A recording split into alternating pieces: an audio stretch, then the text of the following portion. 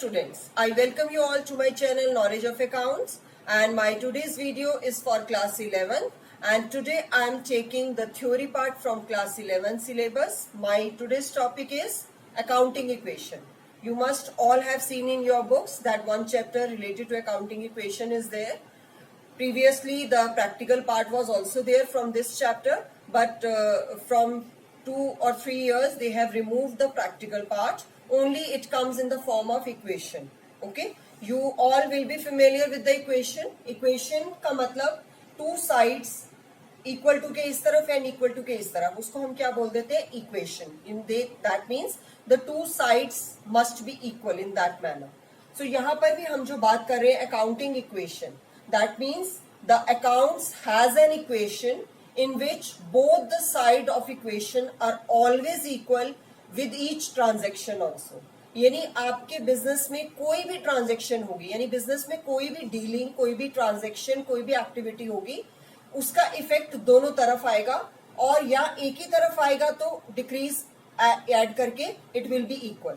यानी in every condition it is accounting law you can say, और accounting rule, that in every condition the accounting equation must be tallied. Okay, ये हमेशा equal आएगी, और यही reason है कि balance sheet total is always equal in the books of accounts until and unless you have made some error. यानी आप जब कल को जब अकाउंट्स प्रॉपरली करने लग जाएंगे, in that when you will prepare the balance sheet two sides of the balance sheet are always equal. That means assets are always equal to the liability side. So why it is that? Because we record the transactions both aspect. Okay, both aspect. अभी मैंने आपको last video में मैंने अपने principal से related बताया dual aspect principle. Dual aspect का मतलब है both the aspect of the business principles, both the aspects of accounts और every transaction are recorded in the books of accounts. दोनों एस्पेक्ट रिकॉर्ड होते हैं, एक को हम डेबिट करते हैं, दूसरे को हम क्रेडिट कर देते हैं. सो यहाँ पर उसी के रिजल्ट के कारण we get accounting equation always equal. Okay? वही एक रीजन है कि आपके सारे एस्पेक्ट यानी हर चीज का इफेक्ट जो है वो दो जगह पे आ जाता है. ठीक है, सो अब हम जैसे कि मैंने यहाँ देखिए लिखा है आपका कि it is according to double entry system और dual aspect principle that accounting equation always tallies, यानी हमेशा टैली करेगी आपकी. ओके, अगर नहीं कर रही है that means some error you have made while doing the recording of business transactions. Okay, so now see I am telling you the equation and आप इसको बहुत अच्छे से याद कर सकते हैं. Assets is equal to liability plus capital. Assets में आपको बता चुकी हूँ the property owned by the business, यानी जो भी इकोनॉमिक वैल्यू की एसेट्स हैं या चीजें हैं जो बिजनेस की ओनरशिप में आती हैं, they are treated as asset. Okay, and liabilities are the, you can say, the debts which the business has to pay outside. Okay, assets आपकी हो गई सारी की सारी प्रॉपर्टी, liabilities हो गई जो भी हमने बाहर से कहीं से आउटसाइडर से लोन्स उठा रखे हैं. Okay, यानी if the business has borrowed the loan from the bank or from other institutions or from friend or somewhere, so that will be taken as liability. Okay, creditors are also liability, bills payable are also liability, bank loans are also liability, like this. And capital is the money invested by the owner, यानी जो owner ने पैसा अपना लगाया है वो capital है. सो इनका टोटल हमेशा इक्वल होगा. अगर हम लायबिलिटी और कैपिटल को एड अप करेंगे we will always get the total of asset. Okay, यानी एसेट्स का टोटल आप अलग करिए, लायबिलिटी और कैपिटल का करिए, दोनों का टोटल विल ऑलवेज टैली, यानी हमेशा टैली होगा. This is the accounting principle. Okay, so अब इसी इक्वेशन को हम थोड़ा कन्वर्ट करके भी पढ़ सकते हैं. लाइक एसेट्स का मतलब है लायबिलिटी प्लस कैपिटल. ओके, अब अगर हमें कैपिटल निकालनी है तो हम क्या बोलेंगे, capital is equal to asset minus liability. यानी कैपिटल को यहाँ छोड़ा, लायबिलिटीज को इधर ले गए, एसेट्स में से लायबिलिटी लेस कर दी.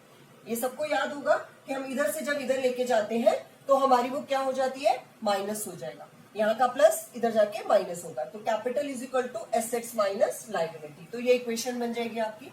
ओके, अगर हमें लायबिलिटीज निकालनी है तो हम इसको यहीं रखेंगे, कैपिटल को इधर ले जा लेंगे. ओके, सो एसेट्स में से कैपिटल लेस हो जाएगा. ठीक है, so I think liabilities is equal to asset minus capital और capital is equal to asset minus liabilities. Okay, और main equation is assets is equal to liability plus capital, यानी assets जो है वो दोनों का टोटल है। अगर आपको उसमें से एक चीज निकालनी है तो आप दूसरे को एसेट्स में से लेस कर देंगे, यू विल गेट दैट। अगर लायबिलिटी निकालनी है तो एसेट्स में से कैपिटल डिडक्ट कर दो, और अगर कैपिटल निकालनी है तो एसेट्स में से लायबिलिटीज लेस कर दो, और अगर एसेट्स निकालनी है लायबिलिटी और कैपिटल को एड अप कर दो, यू विल गेट दैट। ठीक है, अब इसके लिए मैंने देखिए एग्जांपल्स भी लिए हैं। Assets is equal to 7 lakh, liabilities is equal to 2 lakh, और आपके पास कैपिटल नहीं दी हुई है। आपके पास इसी शॉर्ट तरह के क्वेश्चन ही आएंगे in the exam, because the longer part and the explained part that has been reduced from the syllabus. So 7 में से आप 2 लेस कर देंगे, क्योंकि कैपिटल के लिए आपका फॉर्मूला क्या है, capital is equal to assets minus liabilities. Okay, so 7 minus 2 that will be 5 lakh. Next आपके पास देखिए कैपिटल दी हुई है, इधर लायबिलिटी दी हुई है और एसेट्स नहीं दे रखी है, तब आप क्या करेंगे, assets is equal to liability plus capital, आप दोनों को एड अप कर देंगे, 4 और 1 5 लाख, तो आपकी एसेट्स कितनी हो गई, 5 लाख की। अब हम आते हैं तीसरे पार्ट पे, यानी मैंने तीनों को एक्सप्लेन करा with one example. So assets is 8 lakh and capital is 6,50,000 and liabilities are not given to you. तो लायबिलिटी का फॉर्मूला क्या है, liability is equal to asset minus capital. तो आपने 8 माइनस 6 लाख करा, 6,50,000, तो आपके पास आ गया 1,50,000 is your liabilities. I think this is clear, और ये बहुत छोटा पार्ट है और बहुत इजी भी है, very easily you can understand that. अब इसी की इक्वेशन की वजह से हमारी जो बैलेंस शीट होती है उसमें asset side and liability side both are always equal.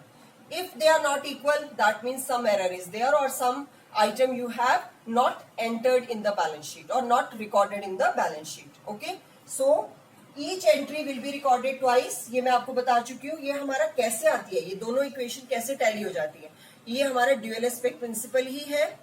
आपकी एक एंट्री लाइक आपने अगर परचेजेस रिकॉर्ड किया कि आपने गुड्स परचेज करी, ओके, सो वहां से आपकी परचेजेस बढ़ी, यानी स्टॉक ऑफ गुड्स इंक्रीज हुआ, स्टॉक इज एन एसेट, और यहां से आपके पास से कैश चला गया तो कैश कम हो गया, तो asset and liabilities will always be equal, यानी आपने दो जगह रिकॉर्ड किया। अगर आप इसकी जनरल एंट्री बनाए परचेजेस टू कैश और परचेजेस टू क्रेडिटर्स नेम, तो creditor is a liability, purchases is asset, stock is asset, तो एसेट और लायबिलिटी इक्वल हो गए। अगर आप सेल कर रहे हैं तो आपके पास या तो कैश आएगा या डेटर का नाम आएगा, डेटर्स आर एसेट, और स्टॉक कम हो जाएगा तो वो आपके एसेट्स डिक्रीज हो जाएगी, then also the equation will tally. So that means in every transaction, क्योंकि आप एंट्री के अंदर क्या करते हो, एक बार एक हेड को डेबिट कर रहे हो, दूसरे हेड को क्रेडिट कर रहे हो, क्रेडिट वाला क्रेडिट साइड में रिकॉर्ड हो जाएगा, डेबिट वाला डेबिट साइड में, और जब आप लास्ट में टोटल करते हैं एंड ट्रायल बैलेंस जब बनाते हैं, so debit and credit total are always equal if you have done each entry in a correct manner, okay. And ultimately जब आप फाइनल अकाउंट्स बनाते हैं तो आपकी automatically balance sheet always tallies, okay.